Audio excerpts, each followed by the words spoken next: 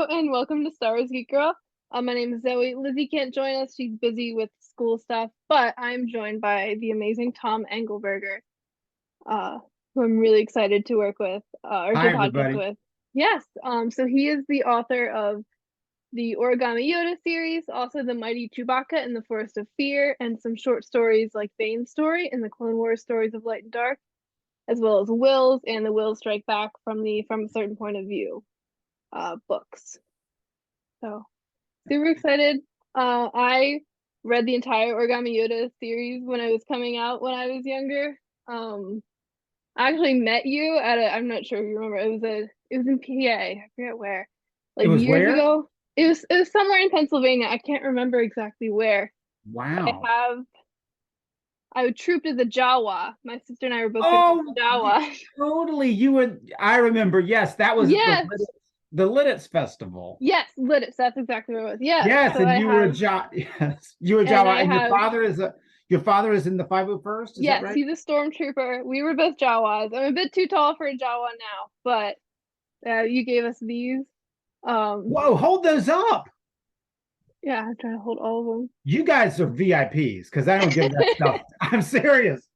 Serious. I don't give those to very many people. You guys must have been We were jumping very around doing excited, little and Jawa dance obviously or we something. kept them safe. We still have them. They're in their That is little amazing. sleeves. That's Um, fantastic. yeah, I think we have a Darth paper. I think is also signed, but I just have Yoda with me here. But yeah, so I was super excited that to get to talk to you because I'm like, oh my, I think I might have been like 8 or 9. I was pretty young. So it's Wow. just cool. I'm 21 now, so cool. Blast to the past.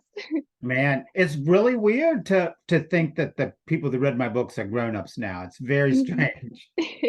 But I was just recently I was an RA last year in college and I was showing my friends one day we were sitting around the desk board and I was like, you ever played like Paper Wars? And we like drew out on the circles and flicked the pencils. I was like, I No just remembered way. how to play. Yeah, I remembered.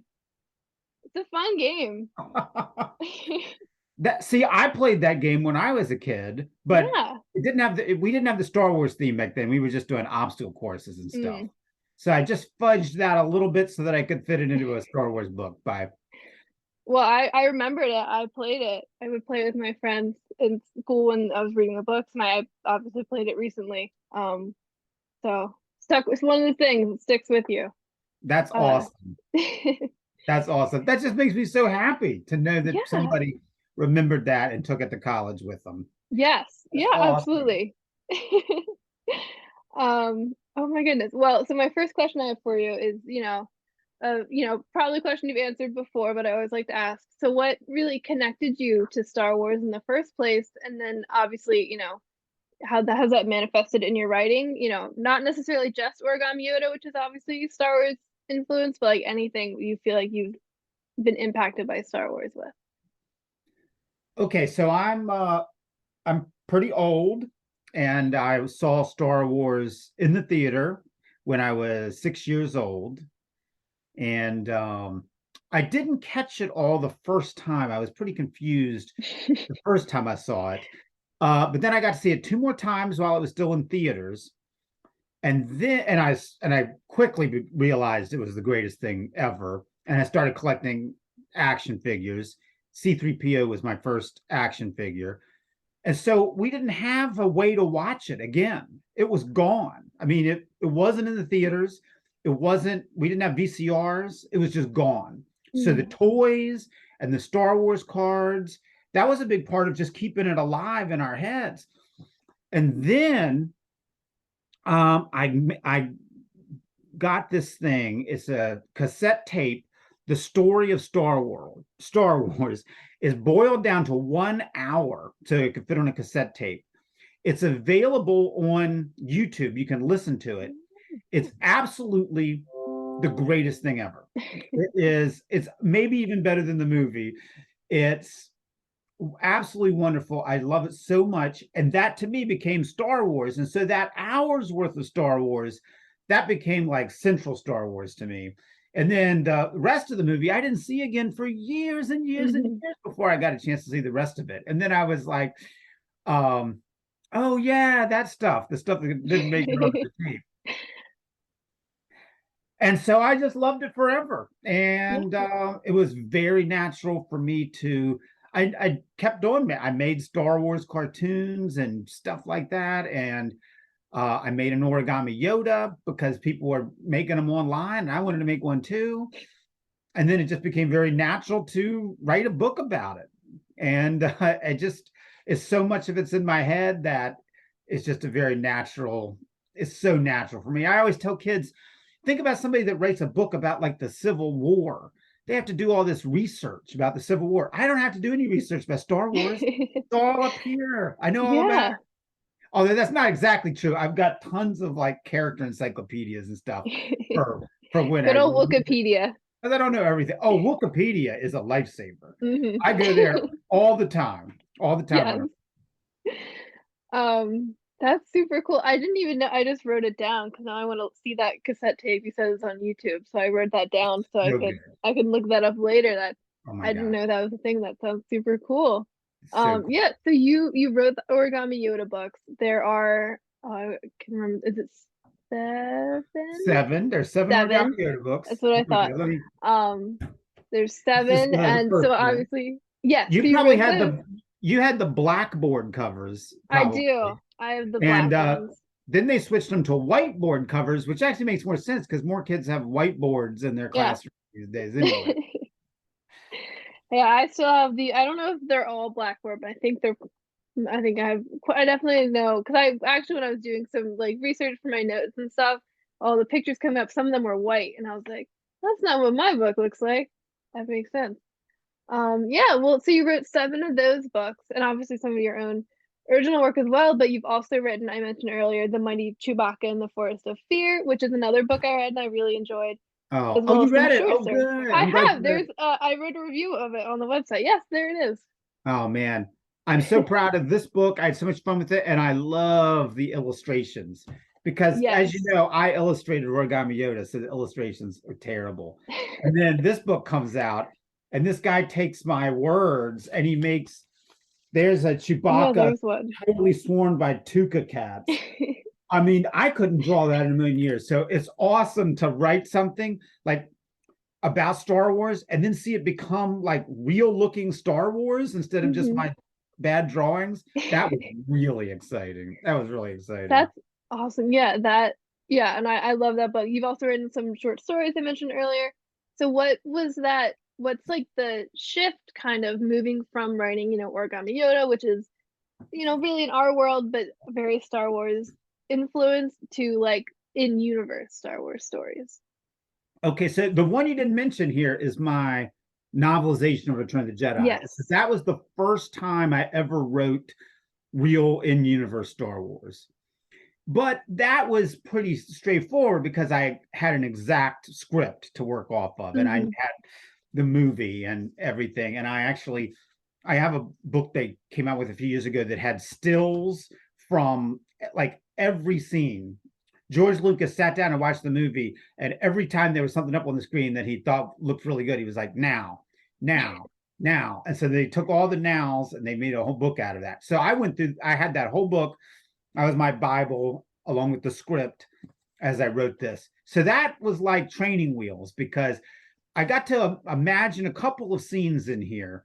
Like there's a scene where Mon Mothma talks to Princess Leia that I've always been really proud of. I made that up, but most of the book I didn't have to make up. But then when this came along, it was all made up by me, and that was wild. That was really crazy. The funny thing though is everything you make up, you have to get approved. And Hmm. so that's really crazy because you're like, oh, I've got the best idea. Oh my gosh, this is gonna be great. And then they're like, no, no, no, no way. You can't do that. No. And so it's very interesting.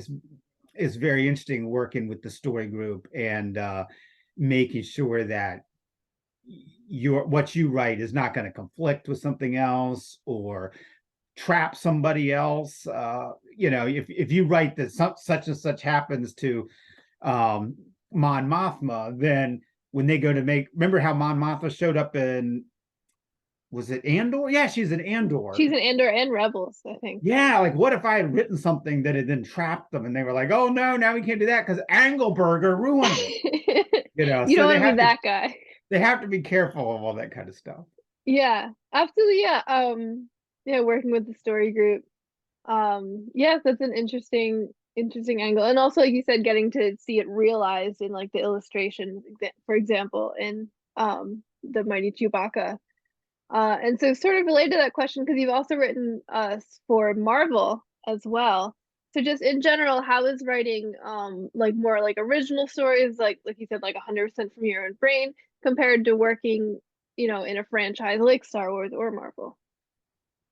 Yeah, it's like I tell people it's like going to when you're a kid and you've got your own toys and stuff, and sometimes you got some cool action figure stuff, but you get a little bored of them. And then you go over to your friend's house and they've got different toys. And you're like, can't wait to start messing around with their toys. And that's what it's like. It's like all of a sudden somebody's like, oh, look, I've got all the Star Wars action figures ever. And you get to play with them. And you're like, wow, this is fantastic. And then you grab one of them, they're like, whoa, whoa, whoa, don't touch that one. That's my favorite. You can't touch that one. So like Summer collector's edition. With Marvel, with Rocket and Groot, my only job basically was to not kill Rocket and Groot. That's all. That was almost the only thing they told me. It was like, whatever needs to happen happens, but at the end of your book, they need to be ready to return for the next Guardians of the Galaxy movie. So don't kill them, or Rocket can't lose his tail or whatever. So so that was really freewheeling with just one rule. But Star Wars has a lot of rules and I mean, there's so much history, there's so much, so that it can be a real challenge. And that's what's exciting. That's what's fun about it, actually, is this new challenge. Sometimes as an author, I've got this book, The Two-Headed Chicken. The Two-Headed Chicken can do anything it wants to do. There's no limits or whatever. And that's fun to write, but it's also fun to write something that is limited and has these rules. And for you to try to work it out like a puzzle, it's a lot of fun. And then, of course, with Star Wars, you've got a built-in audience. And so, with this, I knew people were going to dig seeing Yoda. But of course, the fear is if you do something they don't like with Yoda, then it goes the wrong way. But luckily, everybody was okay with me phoning Yoda, just about. I heard from at least one kid who was very upset about Origami. Oh no. Can you say what he was upset about, or? He was like, I don't hate you, I just hate your books.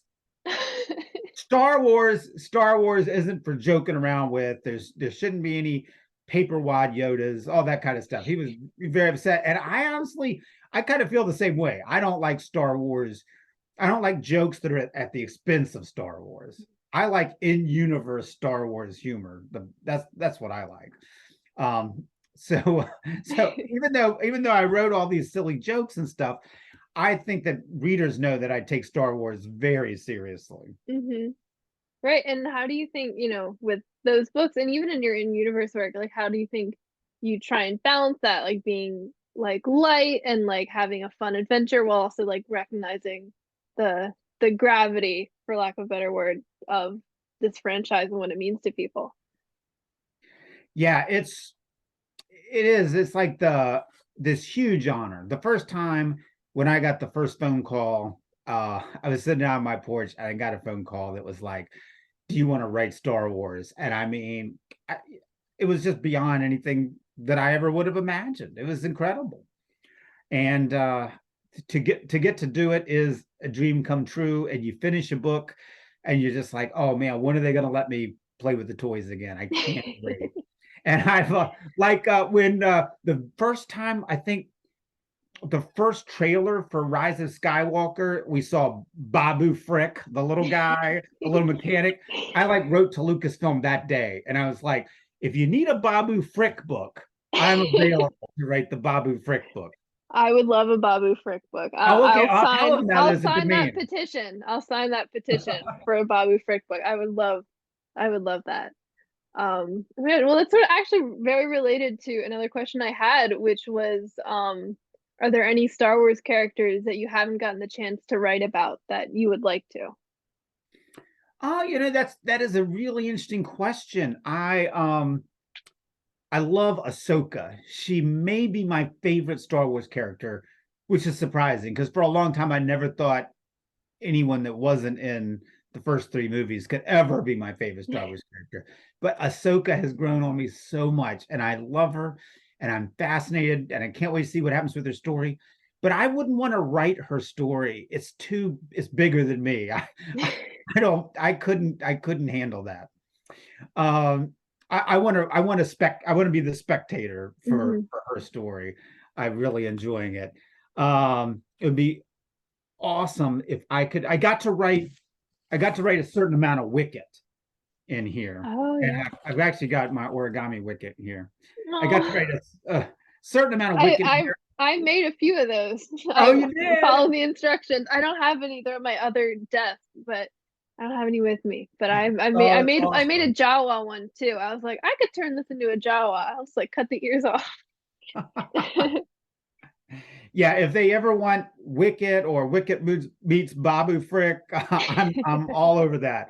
Whatever it needs to be, I'm ready. That would be. I would love Wicket. Wicket meets Babu. That those would be some very good books.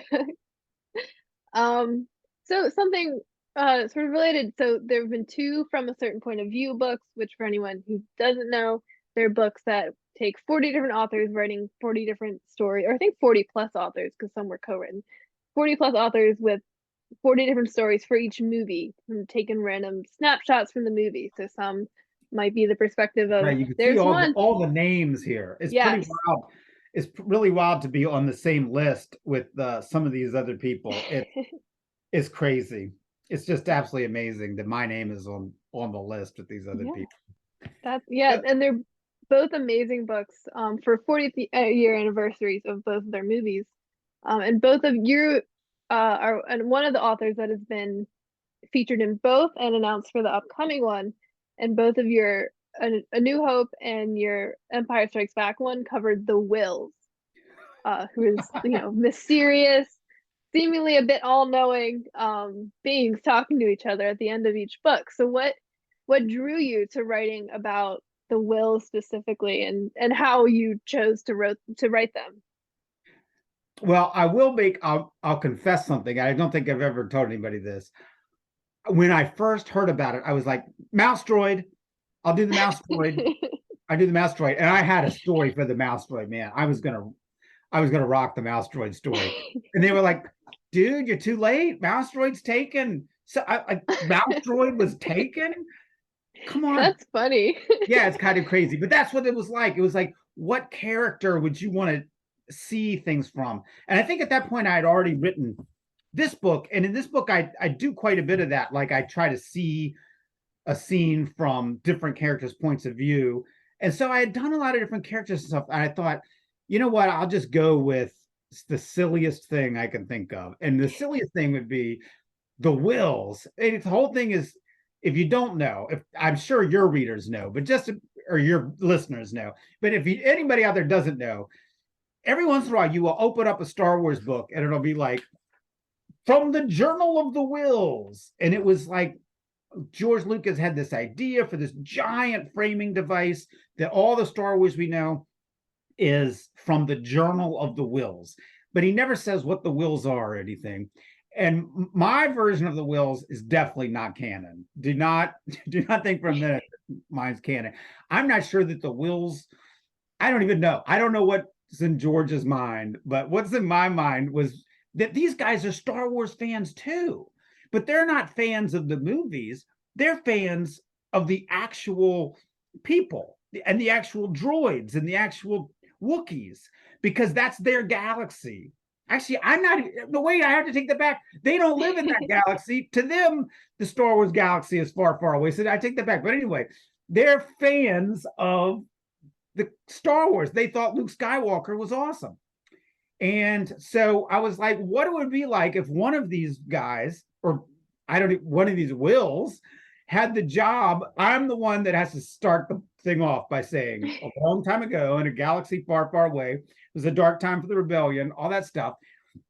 And then it was like, wait a minute, but what if there's another Whill who's like, wait a minute, you can't start. And so I tried to throw in all the real stuff that fans talk about, like some fans are like, to me, Darth Maul is dead and he can't come back to life as half of Darth Maul. And other people are like, no, Darth Maul coming back.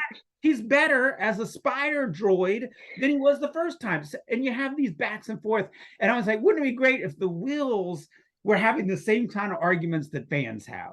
Arguments that come out of love for Star Wars.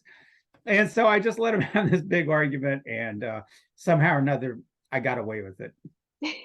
I remember when I read the A New Hope one, I just really, especially because some of the stories in that book are just heartbreaking, just so sad. It's a big roller coaster of emotions, that book. And we get to the end, and it was just like this nice, almost like a meta joke that I just really appreciated and just was just laughing at.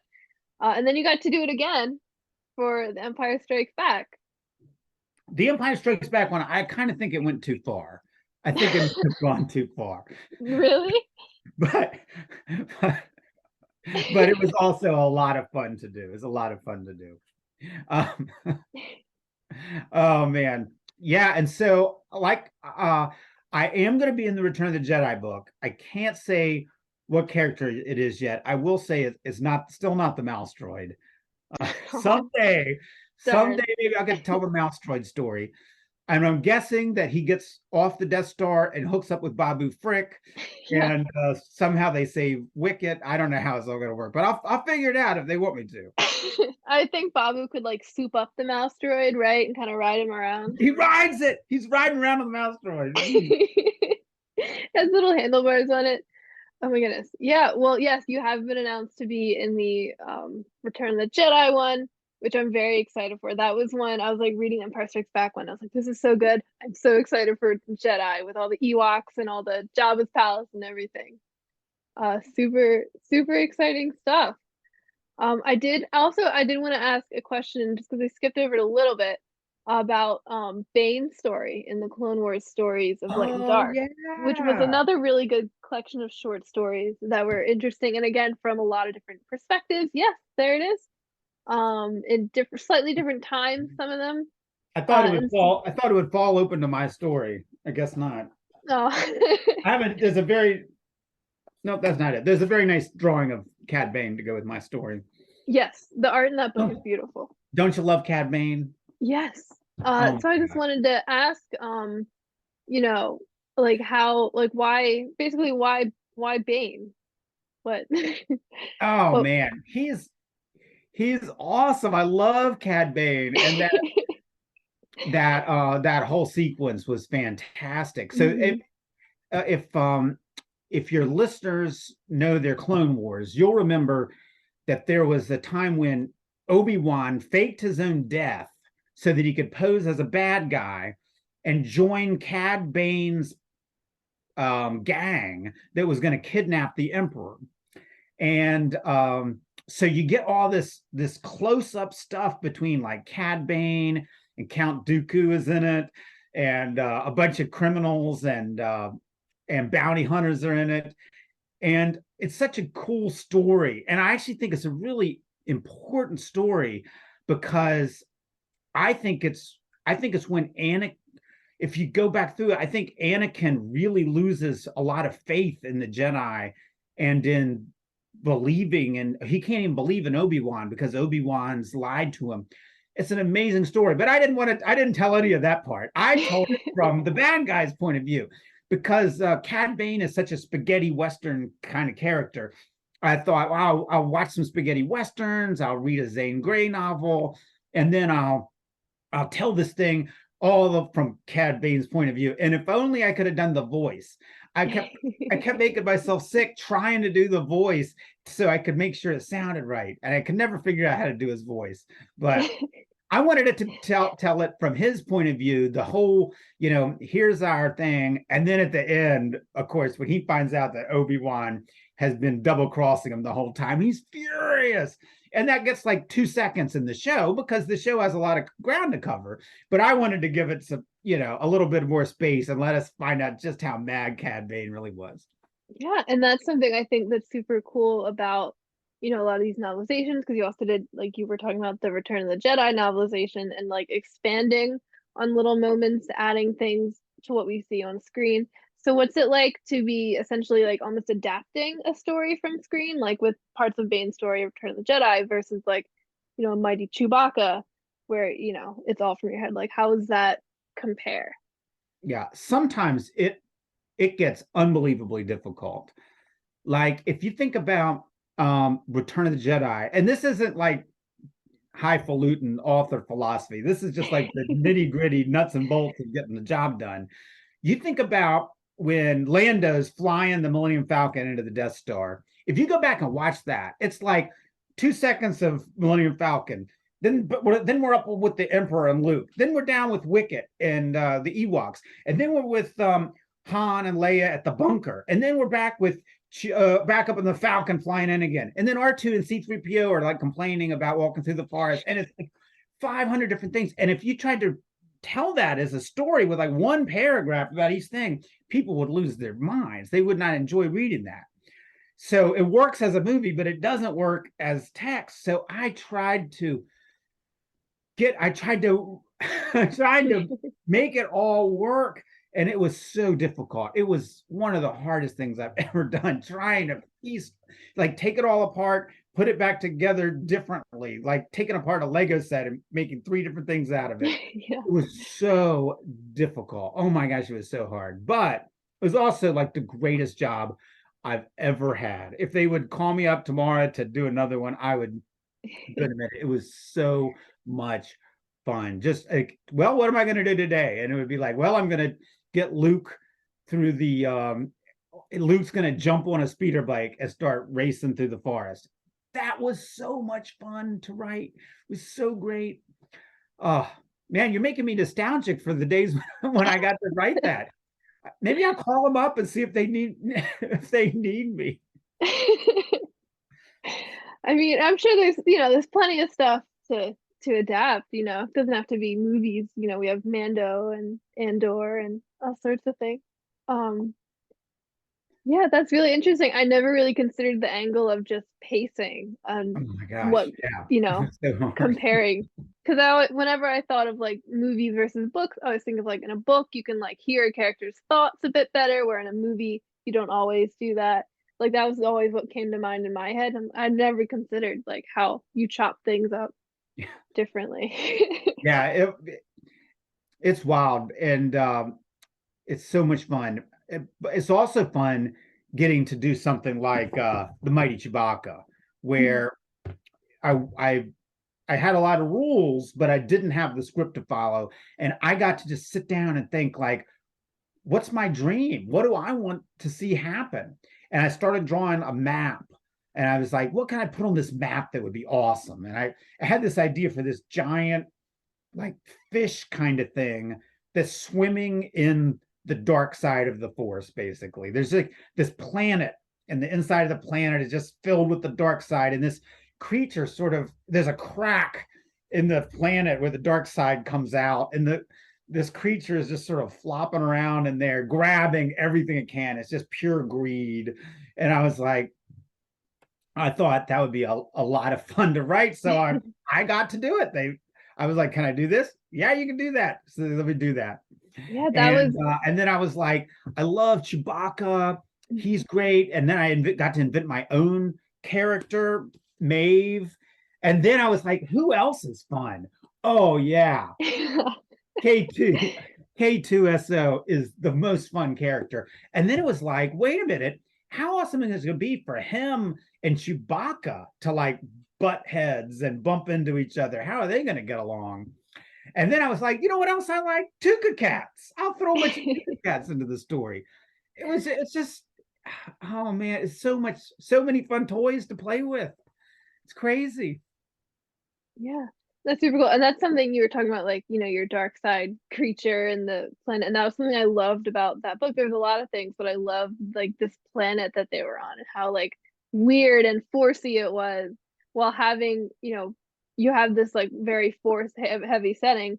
And you have Chewbacca and K2SO, characters that are not like force sensitive. And like that juxtaposition was something I really enjoyed about that book and finding that like weird little balance. Well, I thank you. I appreciate that. I realized I got to tell my Toy Story. What would yours be if you got the call tomorrow to do a book? Oh And you man. could grab any characters that are alive at the same time and throw them into adventure. Who would you pick? Oh, well, I mean, Ahsoka is also my favorite character. But I'm also a big fan of like Sabine and the whole Rebels crew.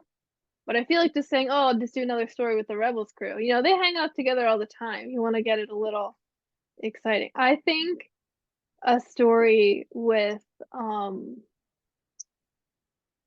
uh I think oh shoot, I just had it. I think I would say this is a hard question. There's so many I should have options.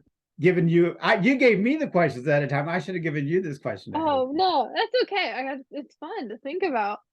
I really enjoy what's his name? Quinlan Voss. I think he's a pretty fun character. Um Wait, which one is he? Is he the he bad guy is from Solo? he is a Jedi. No, that's Dryden Voss. But good connection.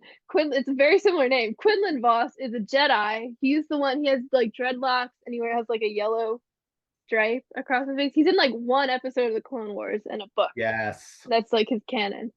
But I think he's like the chill, cool, like uncle Jedi. And so I think like his episode in the Clone Wars pairs him with Obi-Wan, who is not always the chill, cool uncle Jedi. And so I think anything pairing Quinlan Voss with a character like a Mace Windu, just like having those clashing personalities would be super fun. Um, and maybe throw some Anzellans in there too for throw you know. wait, throw more than one Enzo in there? Is that what you said? I mean, there was like three in The Mandalorian. We can have a whole little family of Anzellans, little Babu Frick family. Oh, I see what you're saying. Yeah, you're talking about the Babu Frick family. Yes. Yes. Yes. Boy, you know your Star Wars, man. Woo. I read Wow, a I'm lot. glad this is not trivia because I am good with some Star Wars trivia. man, I hey, you know. know what the hardest Star Wars trivia question I ever heard was? So when the rebels get in their X-wings and they fly to fight the Death Star, they leave Yavin and they go to the Death Star, but they have to go through something first. What do they go through? Oh. And I did not get this question right, by the way. Somebody else did. Okay. I don't know. I'm trying to think. Okay. There's no asteroid field, is there? No, there's Not this like anything like brief that. moment where there's like static on the radio, and somebody goes, "We're passing through the magnetic field." Oh, I would not have. I never would have gotten that. Me Wow, neither, but that is the hardest question I've that's a got. tough question. But what was frustrating about it was hard, but once they said the answer, I was like, "Oh, I should have Yeah, known that." it's one of the things. I feel like it's always because a lot of times trivia they'll pull like a detail from like, oh, this was in like a visual guide, like little line. It's like I didn't like page through every single visual guide, but when it's like something that was actually in the movie, I'm like, oh, I saw that and I just forgot. Oh, Yeah, it that was a probably very wasn't good on my question. cassette tape, so that may be Yeah, why I didn't know it. probably not. They've cut that for time. Oh, that's so funny. Yeah, I think that's the nice thing about Star Wars is that it's so open. So, you only ask the question of like, what would your Star Wars toy box be? Like, there's so many options. Um, and it's so cool to see how we span that. I'm very excited to see what you have for us and what everyone else has for us. We have quite the list of authors coming up for Return of the Jedi from a certain Yeah, point of view. it's gonna be a good one. It's gonna be a real. Um, I'm looking forward to it. I'm trying to think of any other questions I have. I'm so grateful for you coming on the show. Do you have any questions, anything? I was going to ask you to name a character, and then I would see if I had the origami version handy. Oh, You said Ahsoka is also one of your favorites. yes. There's origami Ahsoka. Oh, She oh, went and through a that's, lot of development. She would be a lot better if I could draw. oh, I think it If looks I good. could And draw that, a little better, but the origami is solid. yeah, no, that's The, very the good. And that's drawing is just terrible. the Siege of Mandalore version, which is what I'm working on for a costume right now. Are you That's really? cool. Yes. Hopefully, Oh, hopefully awesome. for celebration next week. It's like down to the wire, but Man. Wait, are you going to Celebration Europe? yes. Yeah, No way. I'm get to be on the podcast stage. I'm very lucky. Got the passes from that. We just found out for the panel lottery, did not get into the Ahsoka panel, sadly. Oh But man. I got into the Bad Batch, which I'm looking forward to because that's a very fun show. Oh man. Is the Bad Batch awesome right now or what? It's so awesome. I'm so excited for the finale. I can't Yeah. wait. Yeah. Do you have any Bad Yeah, we're Batch just like origami? 12 hours away. Yes. Oh wow, we are. I didn't even think of that. Yeah. Um, yeah, any Bad Batch origami by any chance? Any of those characters? I don't think I do have any Bad Batch origami. Hmm. Boy, that's an oversight. I do have Mandalorian. I have Mandalorian and Oh, Baby and he's so shiny. He's got Yeah, little it's Grogu. Beskar. It's Beskar foil. Yeah. That's amazing. Oh my goodness. Well, thank you so much for joining me on the show. Do you have anything, obviously, Return of the Jedi from certain point of views coming up? Any other books or projects you might have Oh, that you want to share? nah, people. I got something. I got something better. I got something better. This is to sign off with. I've got the real Origami Yoda. Oh, This is the the guy you know him original. from the cover of the book. Is this the a picture of the actual Yes, like does it line it's up right? I know I'm not sure if I can line it up quite. Yeah, But I I can don't line it. know if there's like a recreation or for the book or that's the original on the This is the cover and original everything. Yoda. You'll notice he was not green. I made him with gray paper. Mm-hmm. Um, and so they made him green and they made his lightsaber real. But other than that, it's the real guy. That is so cool. The original. So did you made him before writing the book? Uh this guy I made after writing the book. I made a Okay. very simple one, kind of like this Yoda, Oh, before. okay. Yeah. Interesting. That's so cool. So Yeah, yeah, I know you have a website that I meant to put in. origamiyoda.com. And if Yes. you go there, you can see thousands of pieces of origami that kids have made and sent in to me. Yeah, I was looking. I saw a really cute like Judy Hopps one from Zootopia. It's on the front of the website right Yes, now. yes, it goes way beyond Star Wars. We have a lot of characters, and one of our best super folders is a Pixar fan, and so we've got some good Pixar Yeah. origami. So I'm gonna check that out. For me, so like I mentioned, I'm Star Wars Geek Girl will be on the podcast stage in Europe on Saturday, April 8th at 1 p.m. London time. Um, the different times depending on where you are. I think we're gonna try and live stream it, but taking technology across the pond, we'll see how that goes. Yeah, and then StarWarsGeekGirl.com is our website. Twitter and Instagram are at SW Geek Girl, and Facebook page is Star Wars Geek Girl. Do you have any social media to plug, or mostly just the Yeah, if website? you send people to my website, that is plenty. I am so Okay, jealous of you for going to Celebration. Oh I'm very man. excited.